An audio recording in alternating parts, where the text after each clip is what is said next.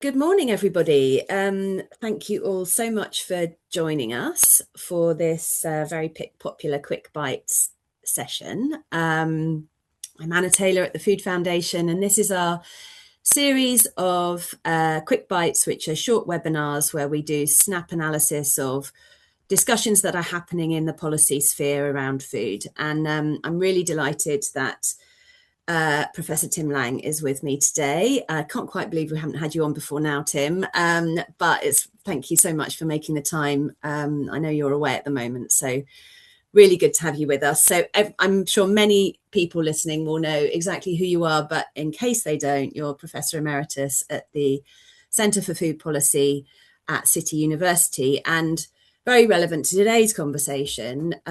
You've recently been produced a report for the National Preparedness Commission on food, which was published last year. And I'm sure we're going to draw on some of the insights that you pulled together. That was a huge piece of work, wasn't it? It was. Yeah. But great to have you with us. Thank you for joining. Thanks very much. I'm in a freezing hotel room, in the most bombed hotel in the world. They proudly say in Belfast, the Europa Hotel. I used to come here in the Troubles in the 1990s, and it was bombed and rebuilt and sorted out. And now it trades on it, and there's a blue plaque downstairs saying President Bill Clinton stayed here. So it's surreal and Historic. nice to be here.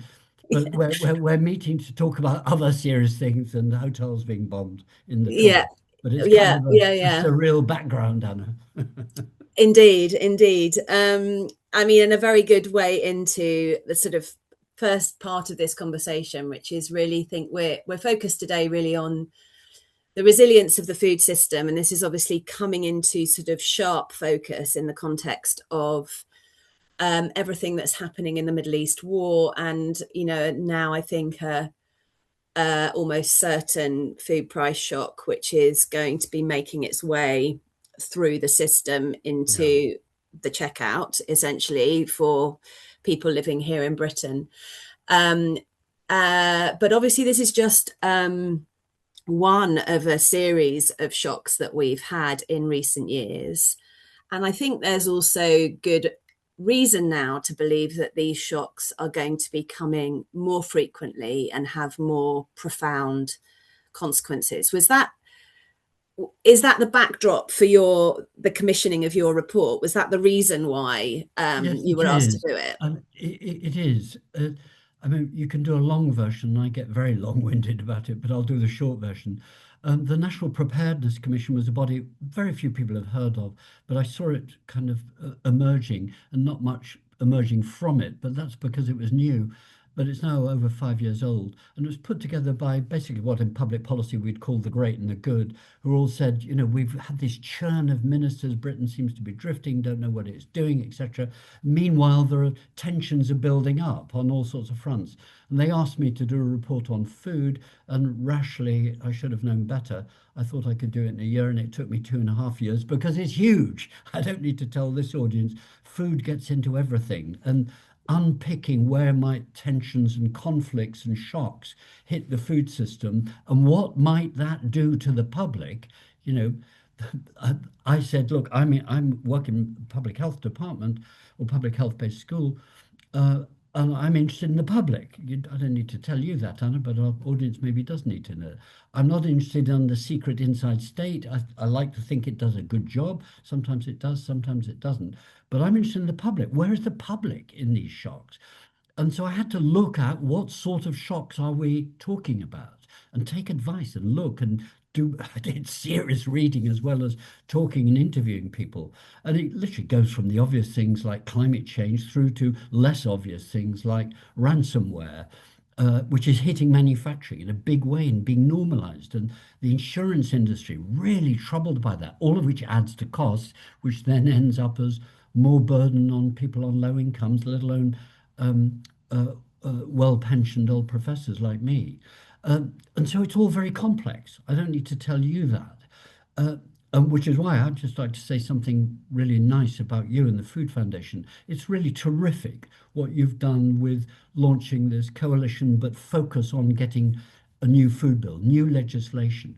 I came to that conclusion too, Anna, that we're not going to really get grown up in Britain about our food supply, the unequalness of it, the preparedness for shocks, unless we've got a legislative framework, and we haven't got it. We left the European Union. Actually, the European Union's got the beginnings of a strategic and resilient shock framework emerging. When I looked at it, Britain actually has a really good government resilience framework. It says all of society, prevention better than the cure, get everyone on the same page when trying to sort it out. Really good principles. And then when I looked at food, nothing. And yet, food is one of the official critical national infrastructures. There are 14. Go and look it up if you want. My report goes into this. And there's something very British that we think, oh, well, food will be all right. You know, the modern version, I was saying, leave it to Tesco. They'll sort it out. All the retailers, they're big, they're powerful, they'll always get food. They want to make money out of it. It'll all be okay. But that's no longer the case. When I talk to the big players and small players, let alone public bodies, they said, no, it's not like that. It's all getting too messy. We're not Mm, dealing with climate change. We're not eating as though there is resources running out. We're not planning for mineral resources being squashed or what happened when Russia invaded Ukraine for the second time. Suddenly, oil prices. And here we are, back as you rightly said, in a Middle Eastern war, which is redoubling that. And today, Anna, a leak to the Times newspaper of a huge report done inside DEFRA saying there is a series of shocks coming to the food system, and we're not addressing them, and we should be doing. Now, mm. so, a year ago, my report came out and has been downloaded tens of thousands of times, apparently. Uh, but inside the British state, they've had that sort of early warning as well. And somehow there's resistance to doing anything very much about it. And you understand why. I went into that. I interviewed people about that. Said there's a sort of lock into normality. Well, we'll live. So what that does is accentuates the likelihood that we end up in a crisis and then suddenly have to do crisis action. When I don't in think that, theory, the resilience framework says prevention is better than a cure. yeah, yeah. It's interesting though, isn't it, on the back of the pandemic, because you'd have thought that Yeah. that mentality would have shifted. I mean, I think, though, I think, increasingly now we're seeing, I've heard several people say, with everything that with fertilizer prices sort of rocketing up, exactly the same situation that we had when gas prices went up coming out of the pandemic, and then we had the Russian invasion of Ukraine and the impact on urea and the whole sort of fertilizer supply chain. Um, that that they're sort of saying, can't quite believe we're back here again and having exactly the same conversation we had then. Have we not learned anything? Um, Here we go all over again. I mean, exactly, yeah, and the implications you can imagine if you're big farmers or big retailers, big manufacturers, you've got tens of billions of pounds invested in doing systems in a particular way. You can mm, understand the economic lock-ins. yeah, Uh, but the transition, that's why, as we know, for the last 10, 20 years, there's been big focus on how can one transition. There are dynamics that food capitalism has of its own sort, where change constantly happens. But this is big transition. The report out today, the critical systems report is what it's called, talks about absolute, really, it is catastrophe, collapse, if we allow the ecosystems to continue to dwindle, if we don't address diet, food, and food supplies in relation to climate change, if we don't take notice of the reliance of the Western model and UK's model of food production and distribution being based on oil, based on, mm, urea, and farmers having bigger and bigger land holdings, pouring on nitrogen and all of those things.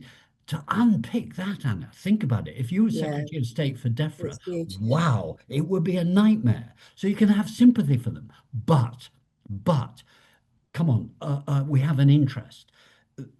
Britain is an unequal society, an unequal eating society. Life expectancy is massive compared to Victorian times when the rich died too. Uh, uh, uh, and we're not doing enough about it. We're tinkering. In that Mm. sense, there's a really big challenge I found in doing my just in case report, interviewing very serious people with one difference to what select committees do. I promised them anonymity. I wanted these people to say what they really thought, not what was cosmetic. And there was a really interesting broad sense of consensus. There were differences, but there was a sense that no, we can't go on doing what we're doing. But how to get that change? Then you end up with the But theorists I, who say it's crises that get change. But yeah. surely we can do better than that. If we've got a resilience framework that says prevention is better than the cure, we know these problems are coming. We're in climate change, we're in unequal, we're in disrupting times. We've got President Trump. We don't need to model him in the future. He's doing it for us. We should be doing things and saying, right, like we're doing on energy. Interestingly, Britain is doing something interesting on energy. It's much Mm. argued about, but we're not doing it about food. Why is that? Yeah, And I I mean, thought I that's a think it's cultural also problem. revealing actually the sort of gulf of difference in terms of policy Yeah, infrastructure, if you like, around energy in comparison to food. That's highlighting that difference, and yet it's we know there's a extraordinary. lag time, but food is going to be just as affected as energy, given the energy intensity of our food system at the Yeah. moment. But I mean, going back to this point about economic lock-ins, and you made a passing reference to insurance. I think it's interesting how that's been a bit of a theme in the Middle East crisis in terms of the Yeah. uninsurability of or the insurance premiums at least becoming unaffordable for tankers trying to get through the straits, and I suppose the extent to which the insurance industry is going to be a early signal of some of the economic where the economic lock-in is no longer an option, if you like. 30 years ago, 30 years ago, Anna, you're absolutely right. 30 years ago, Lloyd's and the reinsurance industry started getting interested in environment and that.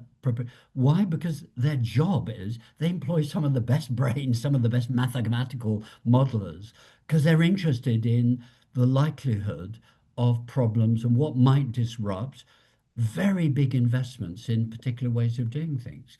And we've got Lloyd's. When I was doing my just in case report for the National Preparedness Commission, I talked with Lloyd's. Uh, and I looked, I got really interested and still do read every day Lloyd's List, where you learn more about world trade, I tell you, than reading the newspapers. And they were onto food in a big way. Really smart bits of research done with them, for them, by them, with Willis, with WTW, firm, working in that sort of world, just mapping in a way that we do now of geopolitics, social tensions, Mm, economic disruptors, um, ecosystems. They got it all absolutely clearly, uh, but this not being translated into government. So the insurance world, and particularly reinsurance world, the people who insure the insurers, um, actually have to be very serious and take it seriously and wrap it into price. What we've got is the public carrying the cost of inaction of mm, dealing with unsustainable food systems and unequal food systems. And we're creeping into crisis. So I see it, and I concluded very, very calmly that we have actually got to really take seriously preparing for a world in which shocks are normal. And we're in that. One moment, mm, there's this shock, another moment there's that. Ex- And the critical systems report out from DEFRA today goes into that. The stark realities of either we start addressing food systems and looking after them and making them more ecologically sound, or we are going to add to a vast amount of trouble for future humanity. And mm. what's interesting, I should have said, this isn't a global report, it's looking at Britain. Now, Right, that's yeah. unusual. Many of us have done work internationally looking at global systems modeling, all the Johan Rockström type work. The Eat Lancet, I spent 4 years of my life on the new Eat Lancet. There's a lot of that stuff, but this is looking at Britain, and it says, Mm. holy Moses, we've got to actually get political grip of this. And that's back to, why I was saluting the work you're doing, the foundation and all the NGOs, just saying, we're not government, but for goodness sake, there's got to be a recognition that we've got to shift things and begin that process and take people with us. Take people with us. Yeah, so for those that may have missed it, we launched last week with Sustain and Green Alliance a proposition for a good food bill, and have, as you sort of suggested, Tim, pointed that or framed that very much in terms of the public and the public's experience of the food system. So Yeah. it builds in a proposition around some statutory targets for reducing obesity, for example, increasing fruit and veg consumption, and particularly UK production, recognising that we've got real exposure in those supply chains to particularly climate shocks, and we need to be getting more serious about our supply, shoring up our supply of fruit and veg, in a context where this is the very thing we need to be eating more of, to protect our long-term health and increasingly, and therefore our resilience as a nation to dealing with some of these shocks when they happen. The other strand that we have in there is a requirement of placing a duty on local authorities to factor food into their corporate plans. Really, with in recognition of the fact that we need more diversity in our supply chains in local areas, because we know that that creates both buffer when the system gets hit by a shock, but also recognizing that there are many sections of our community at the moment who are not being well served by the mainstream commercial system and are struggling to put affordable, healthy food on the table. And we need to be thinking about the system in a broader sense to serve that breadth of needs across our community. But I'm interested to know from your perspective, and I think you've placed a sort of stronger emphasis on the buffer and the kind of being ready, preparedness side of the thinking around emergencies. What would you like to see if there was legislation that would, go further than we currently have about getting food embedded in that resilience framework more directly? What do you think would be a good outcome? That's a really, it's a horrible and big, but very good question. I tried to do, I mean, I'm not ducking it, but because I asked all my interviewees as I was doing this think of it like a select committee, except it was a one person, well, I employed some people to help me on it, a one person job. But I asked them, what do you think? What would be necessary? And I was quite surprised, Anna, and pleased that there was people in sort of in industry in places who have in the past been hostile to reframing markets said we need to have a longer term perspective. We need a council of food policy. We need something which is continuity time rather than this constant churn of ministers.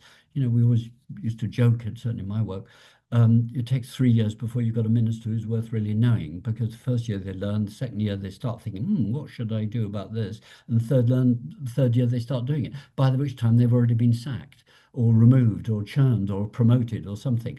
We have to have more continuity. Britain hasn't got that, other countries do. That's one thing. Secondly, why legislation?